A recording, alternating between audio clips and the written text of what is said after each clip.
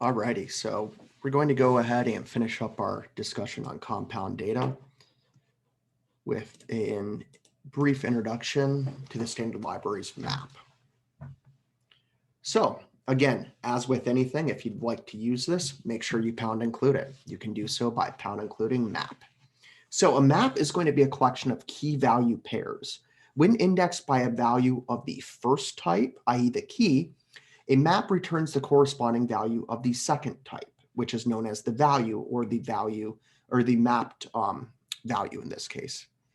Note that a map is an associative container, so the subscripts into this are not going to have to be integer values. So this is really cool and really powerful at the same time. So here's an example of mapping a name in the form of a string to a phone number in the type of a long.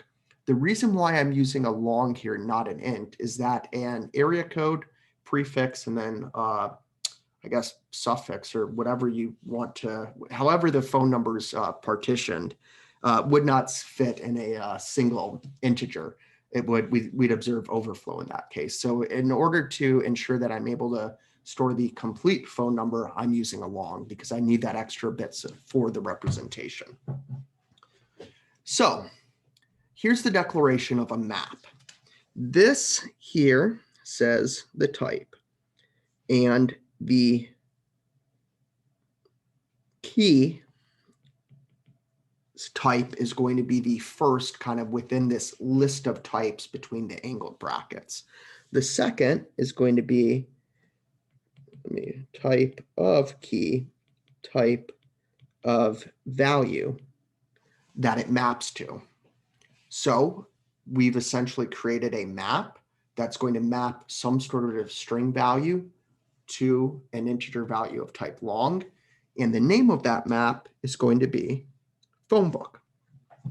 So if I want to create a new mapping within phonebook, I can use subscripting notation to do this. I can say that phonebook, NOAC, maps to my office phone number. So this long integer value here. If I then wanted to look up what my phone number was, I can use subscripting or at notation.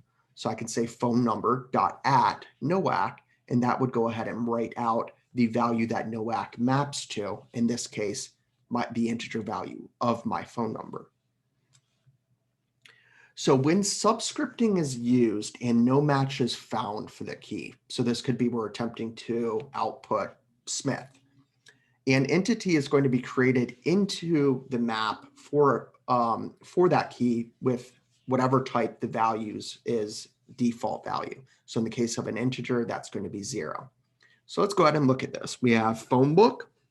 We create an entry. So we've established a mapping. So our map looks like this. We'll map NOAC to that number. If I go ahead and attempt to look up the value or phone number of Smith, and they do not have an entry in this map, a new entry is created within our map for Smith, and the value that it's going to take on is going to be the 0 value of the type, so 0. So notice this can get very, our map can grow very quickly if we're frequently using keys that do not have that do not map to a corresponding value. A lot of new entries will be created. So how can we get around this? So if we go back and, this is reminiscent of the, I guess that's my word of the day, reminiscent. This looks very familiar to us as the vector. If you recall for vector, .at, and we can even apply this to character, .at will do range checking. So for the vector, it will tell you if you're outside of bounds. If you attempt to use .at on, say, a key that is not within our map, we're going to have an exception or an error will be displayed to us. Essentially, it will here to be an out of range error. So let's say I go ahead and set this up. Okay, I want a map. It's going to be called phonebook, and it's going to map a string to a long value.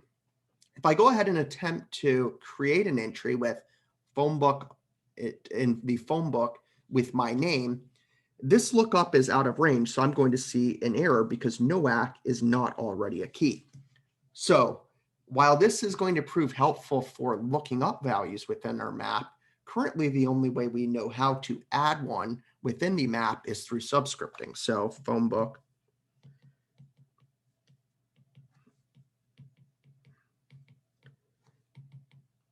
this would be valid, but we probably don't want to mix this implementation or this behavior that uses range checking with one that does not. So what if we'd like to use the at notation exclusively, but we do not want to mix it with subscripting? So you could read the documentation on how to do this by going to this URL, and I highly encourage you to do so, but I'll run through this with you too. But again, check out the API because through it, you'll really see the power of this type and all that you're able to actually do with it. So if you go and read up the API, you'll see, okay, hey, there's this insert behavior that allows us to insert a key value pair to our map, and how that key value pair is going to be represented is in this other type called a standard library pair object. It simply stores, it allows us to store objects that could be the same type, could be different types, but essentially two. So this kind of looks like std pair. If I wanted a string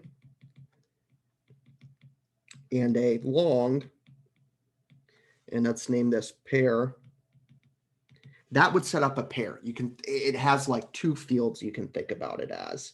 One's going to be a string, one's going to be a long.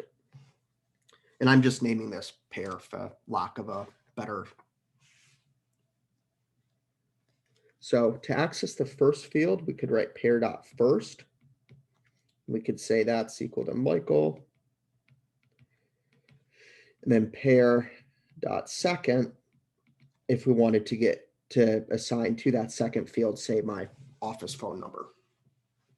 So this is how we can create objects of this type pair. It can be useful if we want to pass around, say, two objects of different types together. If we wanted to pass around two objects of the same type, well, you could have a vector of size 2.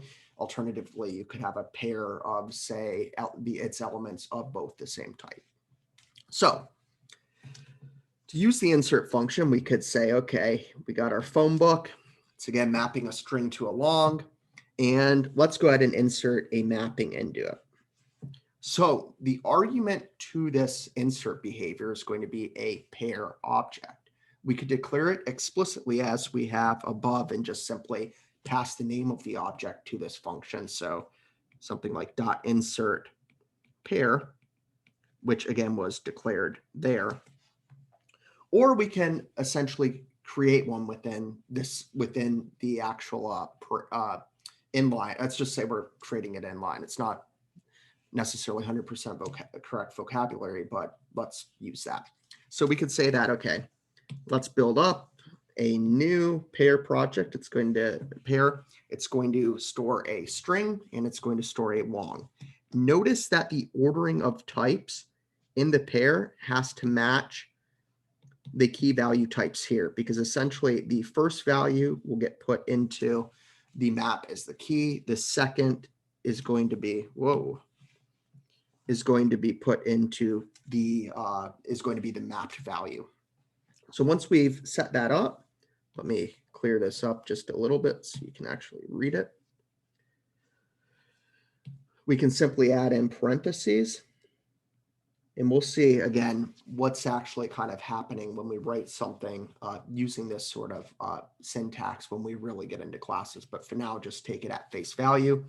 We provide, okay, a list of what we're using to initialize this pair object, NOAC. So that will be put into its string field, and then the phone number will be put into its long field.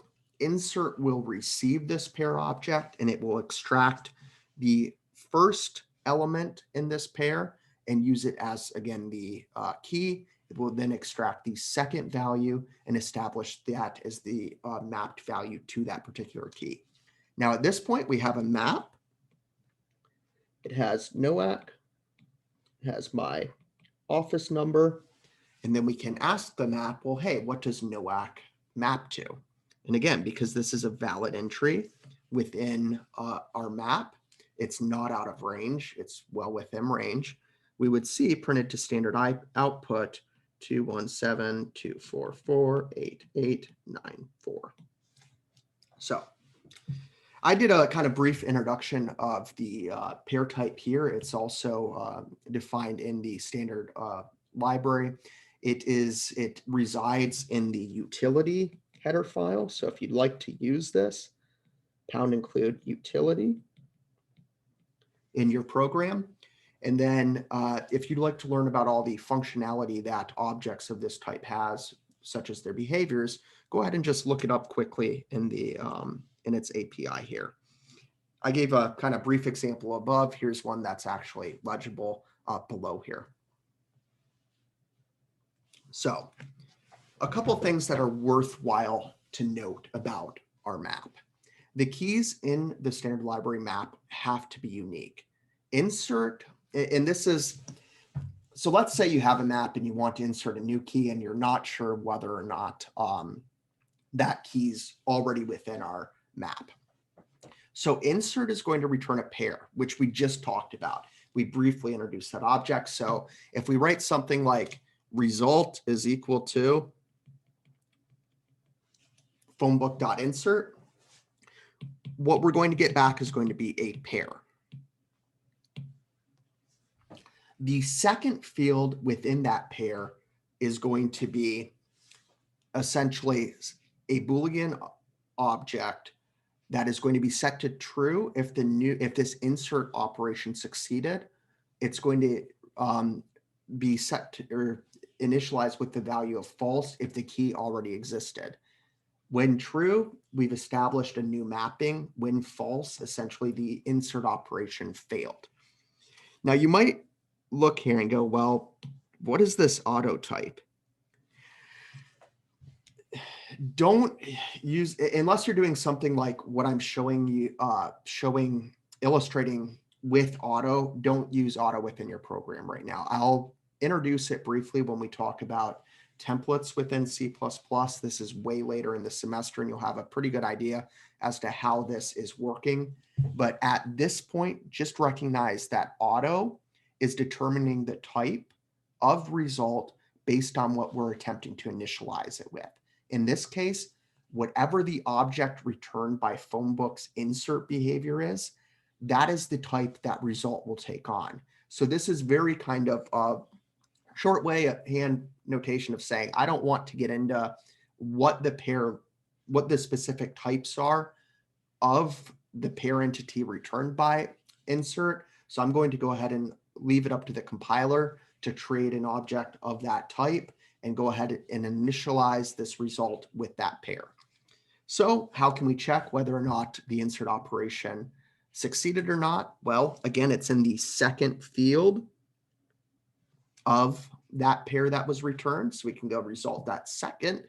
If that evaluates to false, we know that the key value was already within our mapping and the insertion operation did not succeed. You might be wondering what result.first would be in this case. It's I don't want to get into that this early in the course, but for those of you who are very curious about this, it's going to return an iterator, and we'll get into iterators later. So at this point, we're not going to be interacting with that at all. So internally, and this is kind of just a caveat to all of this, or I guess not a caveat, but a requirement. Internally, the standard library map is going to keep its elements sorted by their key value. That means whatever type, and all the ones that you've encountered up to this point in this semester satisfy this. So a string would be totally cool. Vector would, I guess that might be a little strange here. So let's not go with vector, but a string, any of the primitive types would be fine, because as long as the type of the key allows values of, say, type key of one object to be compared to another object of the same type. The reason why I backtracked on the vector a little is it adds a additional level of complexity, because we're essentially would then be looking at a collection of objects within a collection. I don't want to get into that at this point, but this is a pretty basic introduction to how map works, how you can create a map within your program, and essentially use the power of an associative array to establish some sort of relationships where that allow you to look up values through some key that's a non-integer value.